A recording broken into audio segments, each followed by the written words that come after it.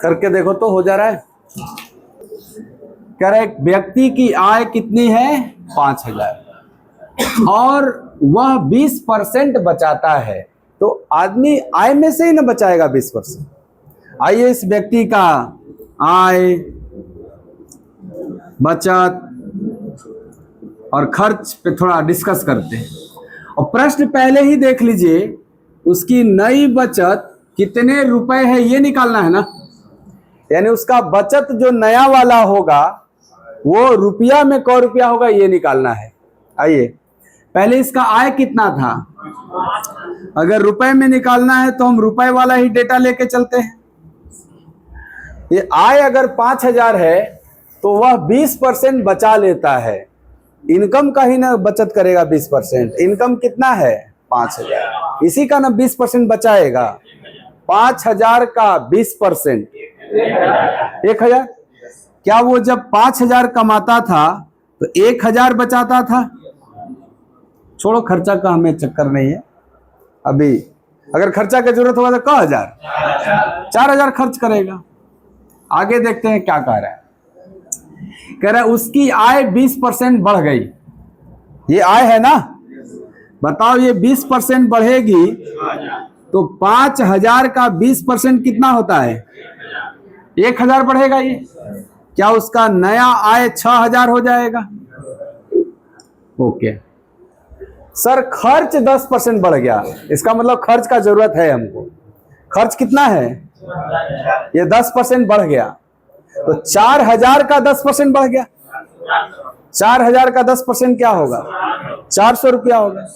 ये 400 रुपया बढ़ गया तो क्या 4,400 हो गया? तो बताइए इसका नया आय, इसका नया खर्चा, तो क्या इसका नया बचत निकल जाएगा? बचत कैसे निकलता है सर? बचत निकलता है आय माइनस खर्च करके। तो आय कितना था, हाँ नया वाला ना निकालना है तो नया वाला लेना है 6,000, और खर्च कितना है तो 6,000 में 4,400 घट जाएगा 1,600। तो आपका करेक्ट आंसर है 1,600। तो सवाल जिसमें पूछेगा हम काम भी उसी के हिसाब से करेंगे। अगर परसेंटेज में पूछता हम परसेंटेज के हिसाब से काम करते। बोलो समझ में आ गया क्या जिसका नहीं आया था? ये सब नहीं करोगे तो मैं आगे लेवल कैसे बढ़ूंगा? ऐसा तो करना पड़ेगा आपको। एक आध और लिखें।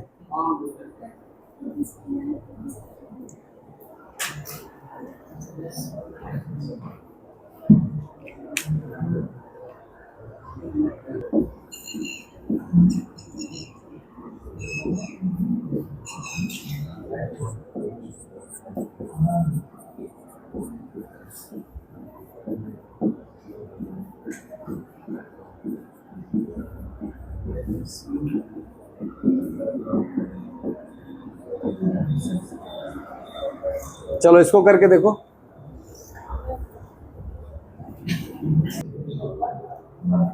खैर वो बाद में करेंगे बात। इसमें कितने कैंडिडेट दिख रहे हैं आपको? पहले बेसिक बात करते हैं। ए के बारे में क्या बोला गया है? 20 से 25% अधिक है। इससे ये ना अधिक है, ए ना अधिक है 20 से कितना? गुड। बी सी से 20% कम है, ऐसे है। सी से कम करना होगा 20%, तो बी का वैल्यू आ जाएगा। ये दोनों लगातार आ रहे हैं, 20% कमी 25% वृद्धि, ये दोनों अगर लगातार आते हैं और ये दोनों के दोनों आपस में ए बी पेयर है ना जी, 25% वृद्धि का पेयर तो 20% कमी होता था ना, प्लस 1/4 माइनस 1/5 हो जाता है, माइनस 1/4 प्लस माइनस 1/5 प्लस 1/4 हो जाता है। ये जब दोनों ए बी पेयर के पार्ट हैं इकट्ठे एक साथ आते हैं तो लास्ट वैल्यू ही फर्स्ट वैल्यू के बराबर होता है। अंतिम मान शुरू मान के बराबर होगा। क्यों? देख लो, सपोज इसके थ्रू बी पे आ जाओगे और बी के थ्रू ए पे। सपोज सी 100 है, सपोज कुछ भी है 100 है, तो क्या ये 20% कम करने के बाद ए हो जाए, बी का मान निकल जाएगा? होगा कि नहीं? और सर इसको 25% बढ़ाएंगे तब नहीं आएगा, तो 80 का 25% कितना होगा? 20 होगा, तो 20 बढ़ जाएगा, तो क्या ये 100 आ गया? तो सर ऐसे दो व्यक्ति या ऐसा दो नंबर जो आपस में सेम है और लेकिन उनके बीच में 2% चेंज है, तो दोनों परसेंटेज अवश्य ही ए बी पेयर के पार्ट है, तभी तो नो चेंज का केस हो जाएगा। खैर ये बात अगर आपको नहीं समझ में आई होगी तो मान लीजिए ए बी पेयर आपके दिमाग में नहीं आया, ऐसे शुरू कर सकते हैं क्या? अच्छा, विद्यार्थी के साथ दिक्कत क्या होता है, तो पहले ए को ही 100 लिख देगा। हम आपको एक तरीका बता रहे हैं और याद रख लीजिएगा कि आप ये देखिएगा कि परसेंटेज चेंज किस डायरेक्शन से किस डायरेक्शन की ओर हो रहा है। क्या सी से बी की ओर आना है कि बी से सी की ओर जाना है? सी से बी ना हो, है 20% कम कौन है? बी। किस से? सी से। हम सी से ना बी की तरफ आए। अच्छा, 25% अधिक कौन है? ए। किस से? बी से। हम बी से ना ए की तरफ आएंगे। तो एरो जिस डायरेक्शन में जा रहा है, आप जहां से एरो शुरू हो रहा है वहीं से मानने शुरू करा करेंगे। ये नहीं कि आप ए को ही शुरू में 100 मान लिए, प्रॉब्लम हो जाएगी। कि अगर ए को 100 मानेंगे तो भाई बी से 25% अधिक होके 100 बना है, तो ए क्या रहा होगा ये आपको डिसाइड, ये बी क्या रहा होगा ये आपको डिसाइड करना पड़ेगा। तो क्यों ना हम इसी को 100 मानते, तो क्या डायरेक्ट 125 कह देते? तो ये लिखना जल्दी है कि यहां 100 से यहां 80 लिखना जल्दी है। देखो मैं ये कहना चाह रहा हूं कि आपको ये जानकारी दिया गया कि ए जो है वो बी से 25% अधिक है, ये जानकारी दिया गया। आपने यहां 100 लिख दिया, तो यहां क्या लिखोगे ताकि वो 25% अधिक हो के? 80 आप बोल रहे हैं, ओके। और दोनों के बीच रेशियो निकालेंगे तो 5-4 आ जाएगा। गुड। दूसरा सुनना, ए यहां है, बी यहां है, और इससे ये 25% ज्यादा रखना है और हमें दोनों में रिलेशन बताना है। तो मैं बोल रहा हूं बी से चलना है, ए पे आना है, तो क्यों ना हम बी को ही 100 मान ले, तुरंत 125 लिख दें। तो ये लिखना फास्ट है, ये लिखना फास्ट था, ये लिखना फास्ट है भाई, क्योंकि 100 का परसेंटेज निकालना आसान होता है और 80 का परसेंटेज निकालना 100 की तुलना में थोड़ा लेट होता है। कोई पूछेगा 100 का 25% बताओ, बोल दोगे ना? 25 बोलोगे या बढ़ा के 125 लिखोगे? मैं बोल रहा हूं 80 का 25% बताओ। तो 80 का 25% 20 निकालने में और 100 का 25% 25 निकालने में कौन फास्ट है? 100 का 25%। इसलिए जहां से शुरू हो रहा है आप उसको अगर 100 मानते हो तो आप आगे वाला डेटा जल्दी लिख पाओगे, और लिखने के बाद देखो रेशियो में कोई फर्क नहीं पड़ेगा, अभी भी 5-4 में है। तो यही मैं सिखा रहा था कि आप फ्लो देखो, सी से बी, बी से ए है, तो हमारे लिए मानना कौन सबसे अच्छा रहेगा? सी को, ताकि हम सी को अगर 100 मानते हैं तो बड़ा इजीली 20% घटा के 80 लिख देंगे, और फिर 80 का 25% 20 बढ़ा देंगे, 100 आ जाएगा। क्या लिखना फास्ट है? तो आप ऐसे लिखो और लिखते ही आपको दिख जाएगा सी का मान जितना है क्या उतना ही मान ए का भी है। तो अगर सी का जितना होगा क्या उतना ही आए ए का भी होगा, और क्वेश्चन में सी का आय 5000 है तो ए का भी आए 5,000 होगा।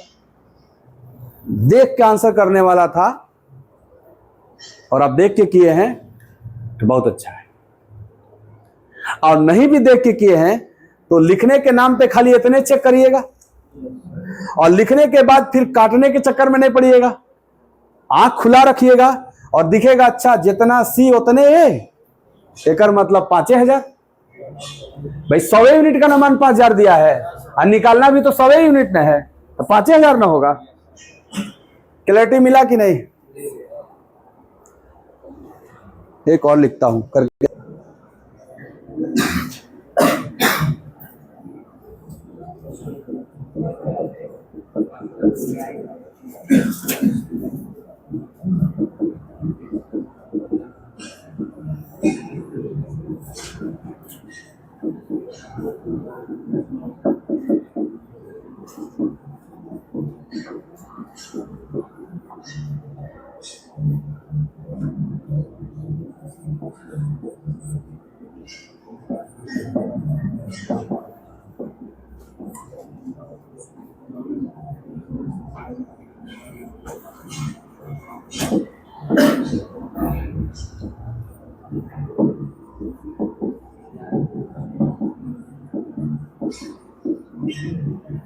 आराम से करिएगा, जल्दबाजी नहीं है, करेक्ट आंसर निकालिएगा।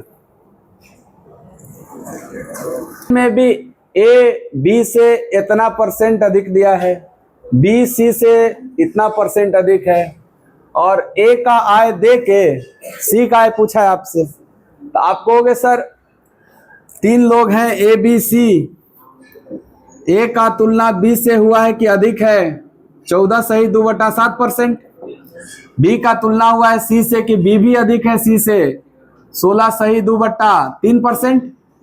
नहीं जी, तो सर हम शुरू करना होगा तो ए से शुरू करेंगे कि सी से? सी से शुरू करेंगे, क्योंकि सर सी से शुरू करेंगे तो सी के मदद से बी पे पहुंच जाएंगे और बी के मदद से ए पे पहुंच जाएंगे। बट ये जो परसेंटेजेस दिया हुआ है ये तो सर मिक्स फॉर्मेट में दिया हुआ है। अगर मैं यहां इसको सी को शुरू करके 100 मानूंगा तो सर तकलीफें बढ़ती चली जाएंगी। क्यों? तो ये रियल डेटा थोड़े है, ये माना हुआ डेटा है ना। तो हम यहाँ पे पिछले सवाल में 20% कम करना था, तो हमको लगा कि 100 का 20% निकालना आसान होता है, इसलिए 100 मान के 80 लिख दिए थे। बट यहाँ पे 100 मानेंगे तो 116 सही 2/3 लिखना पड़ेगा, और फिर उसको इतना और बढ़ाना पड़ेगा, कॉम्प्लिकेटेड होगा ना। तो इसलिए हर बार 100 मानना ठीक नहीं होता। तो क्या मानना ठीक रहेगा? आपको इसकी फ्रैक्शन वैल्यू बताएगा। ये बताओ 16 सही 2/3% का फ्रैक्शन क्या होता है? याद है आपको 1/6 होता है। जिन बंधु को याद नहीं है वो ऐसे निकालेंगे 16 × 48 2 50/3%, और परसेंट हटेगा तो 50/3 और परसेंट हटता है तो 1/100 लगता है। ऐसे काटेंगे वो और 1/6 बोलेंगे ना, जिनको याद नहीं है। परंतु अगर याद है तो आप कहोगे 16 सही 2/3% का फ्रैक्शन 1/6। तो ये जो नीचे 6 दिख रहा है, अगर वही आप सी को मानिएगा 6, तो क्या इसको अब 1/6 बढ़ाना है खाली? अगर मान लिया सी 6 है तो उसको क्या परसेंट बढ़ाना है? 16 सही 2/3%, और 16 सही 2/3% का मतलब 1/6 होता है। तो क्या 6 का 1/6 बढ़ाना है? तो 6 का 1/6 कितना होगा? 1 ही होगा ना, वही ऊपर दिख रहा होगा जो बढ़ाने वाला है आप। तो 1 बढ़ाएंगे तो क्या बन जाएगा? ऐसे निकल रहा है। अब आप बताओ b का वैल्यू अगर 7 है तो मुझे 14 सही 2/7% बढ़ाना है। तो 7 का ही ना 14 सही 2/7%, तो 7 का पहले 14 सही 2/7% निकालेंगे हम लोग। तो आप कहोगे 7 का 1/7 होगा, 1/7 होता है ना। तो क्या 7 का 1/7 1 बढ़ेगा खाली?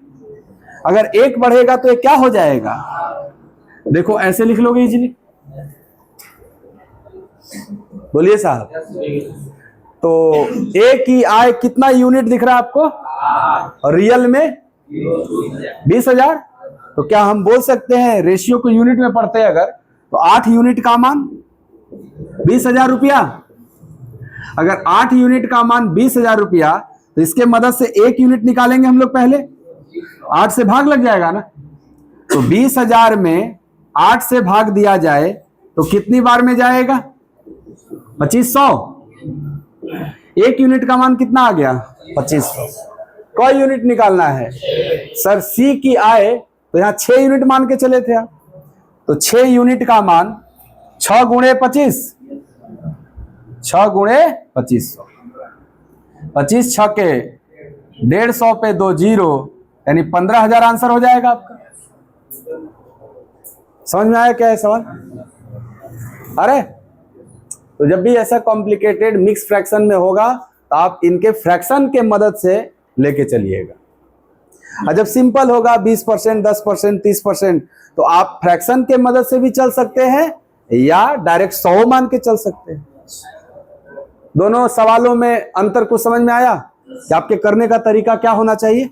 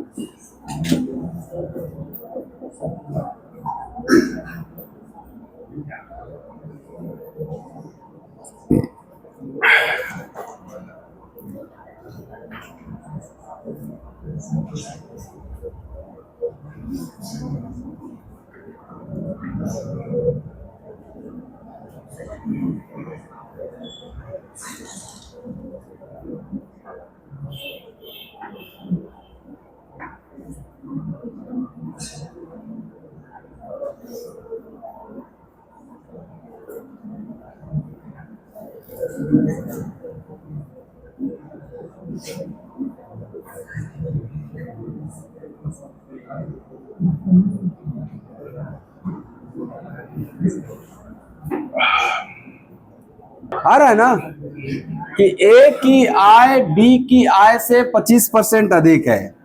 इस क्वेश्चन में भी ए बी सी 3 कैंडिडेट है और कह रहे हैं ए की आय बी की आय से 25% कम है, तो सर ए जो है वो बी से 25% ज्यादा है ना, ऐसे लिखे होंगे आप। मतलब ए एरो का डायरेक्शन बनेगा ये, और सी से 40% ज्यादा है। कौन? ये जो सी से 40% ज्यादा है वो ए ही ना है।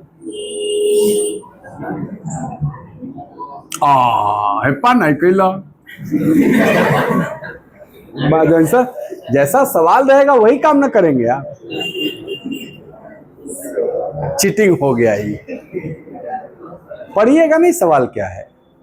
कह रहे ए का आय बी से 25% ज्यादा है तो बी से 25% बढ़ाएंगे ए के लिए, और सी के आय से 40% ज्यादा है। कौन? ए ना, तो ए तक जाएंगे सी से ना 40%। ठीक है। अच्छा एक बात बताइएगा, ऐसे ही नॉलेज चेक कर रहे हैं आपका। ए बी से अगर 25% ज्यादा है, मतलब ये जो हम बनाएंगे इसी लैंग्वेज के लिए ना कि ए बी से 25% ज्यादा है, तो बताइएगा कि अगर ए बी से 25% ज्यादा है तो बी ए से % कम रहा होगा। ठीक है। यानी कोई हमको ये बात बोलेगा कि ए बी से 25% ज्यादा है, यानी 1/4 ज्यादा है, तो क्या हम दावे से कहेंगे कि बी ए से 1/5 कम रहा होगा, यानी 20% कम रहा होगा। तो क्या इस डेटा को हम अपने हिसाब से 25% अधिक वाले को क्या 20% कम भी कह सकते हैं? ऐसे ही। अच्छा, कोई आपसे बोलेगा कि ए सी से 40% ज्यादा है। मान लीजिए आपसे एक प्रश्न है कि यदि ए सी से 40% ज्यादा है तो हम जानना चाहते हैं कि सी ए से क % कम हो। तो सर जी है 2/5 ज्यादा है, तो क्या है -2/7 होगा, यानी परसेंटेज में 28 सही 4/7% कम होगा ये। क्यों? यानी यहां से अगर यहां आना होगा तो हम कहेंगे 28 सही 4/7% कम है। बोलिएगा। अब आप ये बताओ कि अगर ए से शुरू करें तो बी पे भी जा सकते हैं और सी पे भी जा सकते हैं। तो ए को कुछ मान ले तो उसके मदद से बी भी निकल जाएगा और उसके मदद से सी भी निकल जाएगा। अगर हम सी को कुछ मान लेते तो उसके मदद से ए भी निकल जाता और ए के मदद से बी निकालना पड़ता। और अगर हम बी को कुछ मानते तो उसके मदद से ए तो निकल जाता, लेकिन फिर ए की मदद से सी निकालना पड़ता। तो क्या इधर से मानने शुरू करते तो थोड़ी तकलीफ बढ़ी होती हमारी, और इधर से मानेंगे तो ए से ही ना दोनों कम दिखाई देगा। बोलो। अब आप कहोगे 100 मानोगे तो ये परसेंटेज तो आराम से निकलेगा, लेकिन ये तो थोड़ा तकलीफ देगा।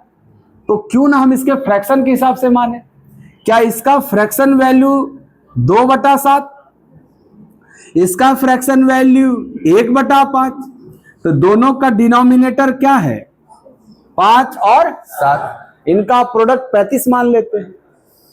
अगर हम ए को 35 मान लेते हैं तो क्या 35 को 1/5 घटाना होगा? 35 का 1/5 घटाना है ना, 35 में 7 गया, क्या बी 28 आ गया?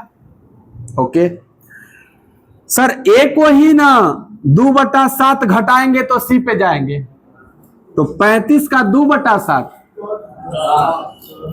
10, तो 10 घटाना है ना, तो 35 में 10 गया, क्या सी का मान 25 हो जाएगा?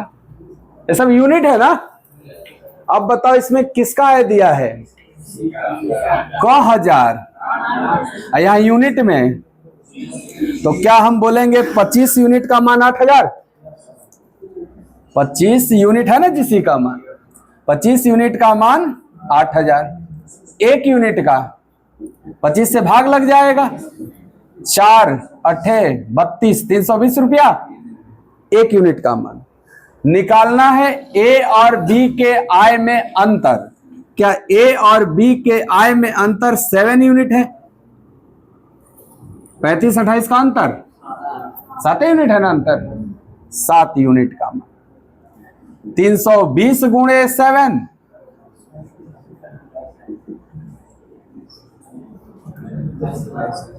2200,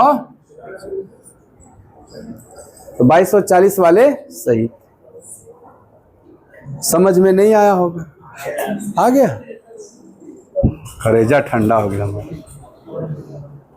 ऐसा नहीं है कि यही एक तरीका है, तरीका और भी है।